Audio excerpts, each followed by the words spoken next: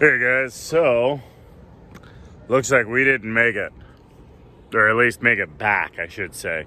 We are right around 7 hours away, and we have had to now. We limped along, so basically, a little over 2 hours away, we figured out that, and let me show you this here again. So we got this poor boy stator. Let's see, I'll go to a picture I can get you guys here. So we got this poor boy stator, and back there, you guys probably can't see it very well. Anyway, so here's his radiator, and right behind his radiator is a fan. So that fan has a bracket, and it cracked. So it slid backwards into the path of that belt. So, unfortunately now, we are cracking and breaking his belts, which is something that we didn't want to do. So we took, and I've got a battery pack, which I carry 2 of these on me at all times, and we take, and this guy, we hooked him up to it, and we rode from where we were to Buffalo. To Buffalo, Wyoming is where we went. And it was about, I want to say it was about a half hour, 45 minutes away. So we, really easy rode in because that was going to be his only power. Luckily though, we took and made it all the way into Buffalo, went all the way to the U-Haul, and we were like, okay, we got to come up with a way to get his bike onto something so that we can get it home. Because, it runs beautifully still, everything's great. We didn't want to necessarily go 2-3 hours and then have to wait about an hour to 2 hours to charge back up and go 2 to 3 hours again, because that would be a long day, and as soon as the sun went down, we'd be done. So we got a hold of my brother who stays home. He's disabled. You've kind of seen him in a couple of videos, and you've also seen him in some of the Hitchcock Handyman videos that I've done. And so he started driving his, or I should say my dad's car, I guess, to where we thought we were going to make it, which was Billings, Montana. Because we were like, okay, we will limp along to Billings, Montana. Once we get to Billings, Montana, he can take the little trailer away from us, and we can limp along a little bit better because he won't be pulling the trailer, and we can keep putting belts on. This was before we noticed that the fan had broken. So he's on his way here, we're limping along, and then as we're on the side of the road where we died the one time, because look, so we're on the side of the road. We've been collecting. This is only 3 belts, so this is half the belts we've had. And we've got 3 more belts. But anyway, so we were limping along there, trying to get along. And he's on his way. And we keep on changing where he's going. We told him, from Billings, Montana, go ahead, come a little bit further. And then finally we're like, the farthest we can make it is Sheridan, Wyoming. We can't make it any further because of what happened with his fan. Because if we could get a belt on it, which we finally found a belt that would stay, we gave in and finally decided that he had to come all the way out here. So we're going to take and try to get a 5x9 trailer, which we already rented last night, and we just have to pick up in this morning. And we're going to try and get his trailer on it. Or it's his trailer. Yeah. His trailer and his bike. So we're going to try and get the trailer and the bike on a 5x9 trailer. Now, his bike is 9 foot long. So that's going to be kind of interesting. We can unload his trailer, kind of maybe put it sideways or whatever and rope it in. We've got the same thing. What we're going to do also on mine is we're going to take off of our trailer here and we're going to unload some of the stuff because we're going to do one more night on the road. And my parents having a car there and not doing the not doing the bike and such, they are going to go ahead and just drive home because, like I said, we're only 7 hours away. But we didn't want to end the trip. So what we're going to do is we're going to go ahead and half, maybe 2/3 it. We're going to find out whether we're going to end up in Billings or Butte tonight. And we're going to have one more night. And we'll see how things go. Anyway, it has been a great adventure. It is kind of here I am cracking. It has taught us quite a bit about the bike. I've got my toolkit that I've got set up, which I recommend for everyone. You have a toolkit. I recommend also for everyone, if you can, get some type of jump pack or some type of little battery pack, because that'll extend your trip a little bit when things like this happen. Whether you've got a bike like my dad's here, which is really electrically run, so as his battery starts to die, it will start to sputter and trip out and not work as well. Or whether you've got a bike like mine, which is a 96 Suzuki Intruder, which doesn't rely as much on the electrical.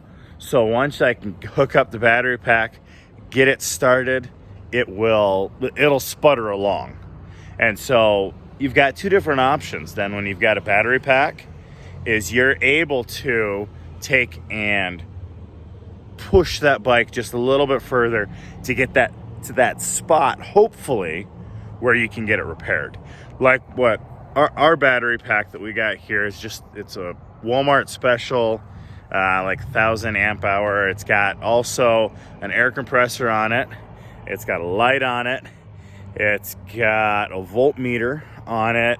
It's got USB battery charger on it. It's got an AC charger on it.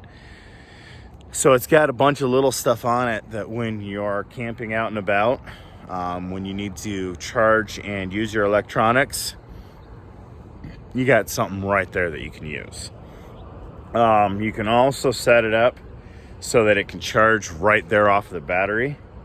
When you're using a battery or using a bike to charge the battery, it doesn't take as long. Plus, you can also come down here, and I love this because most of these tell you what percentage they're at. Now, this one's at 79%, and I've had it hooked up to this vehicle the whole time. And so what I'll do is I'll take that jump pack right there, and I'll move that jump pack onto my bike, because my bike I built up so I can charge it. And so my bike is set up with these little, let's see if I can get you guys in here. See, it's got this little wire right here that's hooked up to the battery. And so I'll bring that jump pack over here, set it down, plug it right into that, and as I'm driving along, I'm charging that right up. So that if anything happens, and that's when I just have my bike and I don't have my trailer. When I got my trailer, I've got this big solar panel, which I do have a couple of briefcase chargers as well that I can use. And that, they're chargers meaning solar chargers. And all those types of things have kind of helped me get out of the little predicaments that we've been in. So basically what I'm saying is you want to get a toolkit. You want to get a jump pack. Now, and depending on your bike, mine's a 2-gallon. My dad's is a 4.5-gallon. I've also got, you can't see it in there really. I was going to show you inside the kennel where we stored another 2-gallon fuel tank. Basically, that gives you the reserve. You've got a petcock on your bike to be able to flip that so that you can get that little bit extra. But in some instances, you got to know the distance on your bike. So my bike, I can travel 100 miles before I am utterly and completely out. I can flip it then to reserve, and I've got about another 10 miles is all. So I've got about 110 miles total that I can travel.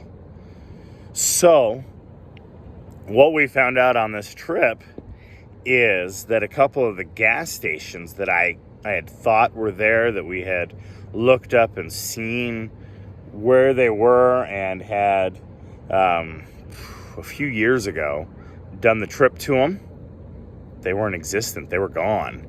They were a restaurant and they were a little gift shop. They weren't gas stations anymore.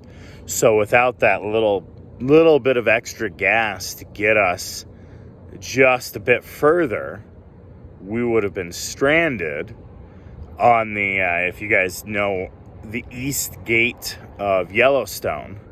That's one of the gas stations we were talking about. So I had bet everything, just about, like I said, on that east gate gas station that was no longer there. But because I had just a little bit to spare, I could make it to the next gas station. And it wasn't as big of a deal as it could have been. So basically also then, you've got those three things that you kind of need to work on.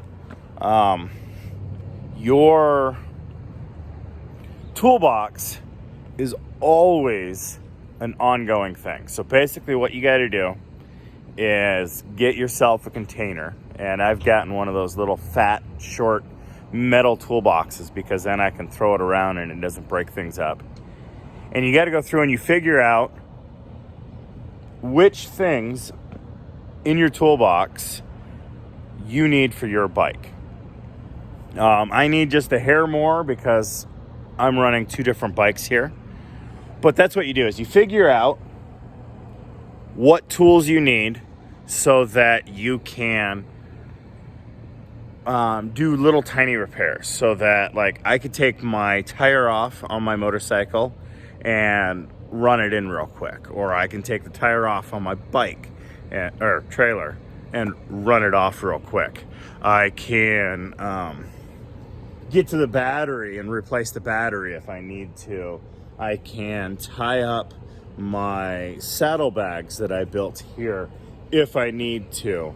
I can do just little tiny electrical things in here if I need to. Basically, you get your kit customized to you. Because, I mean, not many people are going to have, in fact, I've never ran into anyone, a speaker setup like this. So I figured out in my kit what I'm going to need to do is get some more of these hose clamps here so that I can put another one here and then have a spare so that if anything happens. And then I got to get a couple of little screws and stuff like that. So I've got to go through and I've got to update and fix my little kit. So that's what I'm going to do, is basically, as you're riding along, as you're doing things like that, you go ahead and you figure out what your toolkit needs. You figure out maybe you don't need a jump pack like that. Maybe you just need one of those little 2 foot by 4 foot jump packs and you're good to go. So motorcycles and the road and stuff like that are all about figuring out what you need to be able to make it from point A to point B. I mean, I've seen some that don't even carry a trailer, that have everything strapped and packed so beautifully on their bike, and they know exactly. Now, usually those people don't necessarily need things like I do, which is a CPAP, or things like my mom and dad, my mom has to carry an oxygen condenser, and my dad has to carry a CPAP. So basically that's part of also why we have those jump packs, so that they do it kind of a dual purpose. And that's also why I built that solar panel behind us, is to do that dual purpose, to be able to help us out and help us get that little bit longer, while also, while we were camping, get that little bit extra going so that we could camp, because that'll help us get that little bit further, as well as staying healthy while we're out and about camping. So those are the kind of the things that you want to do, and that's how you have a safe trip. That's how you have a fun trip, and that's how you keep your bike on the road. That's how you even help possibly other people on the road. And that's why I've also now have a couple extra Guardian bells down here. So I have this Guardian bell that was given to me, and now I have this engine Guardian bell, because I kept on repairing an engine for them. So they saw I have a V-twin, so they went and got a V-twin Guardian bell, and so I could put that on my bike there. So it's pretty awesome that you get this this type of camaraderie, this type of thing going, so that you can actually not only have fun riding, but then you can help others have fun riding. So it's been quite fun. It's been quite an awesome event. And I mean, that's part of what the road is. The part of the road is an adventure, is an excitement, is being part of a group, or even just being a nomad, being yourself, driving around. It's the road talking to you, feeling the wind, feeling the power, feeling the road as you're going. And it's a wonderful, wonderful experience.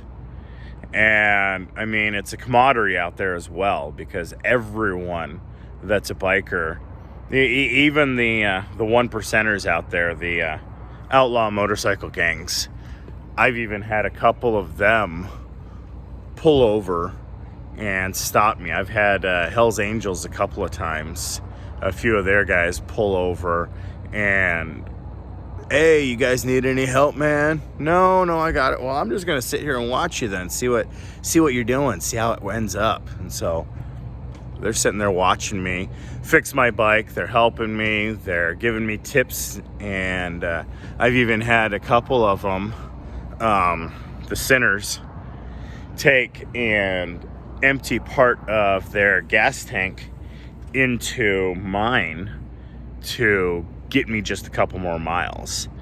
I've had a couple of MCs, motorcycle clubs out of Concord even give me some help and give me some type. So I mean, and out of Oakland. and out of, so I mean, even though we're all different, we can all be in this together. We can all have this experience, this fun, this excitement, because it seems when you're on a motorcycle, you're more willing to help that other person, to get out and do things for that other person. Anyway, I've also got coming up kind of a story of Sturgis as well. So if you guys want to go ahead and stay tuned, and if you want to know more about my trip to Sturgis this year, 2020, go ahead and check out. I've got a few other videos back there. And you all have a wonderful and blessed day.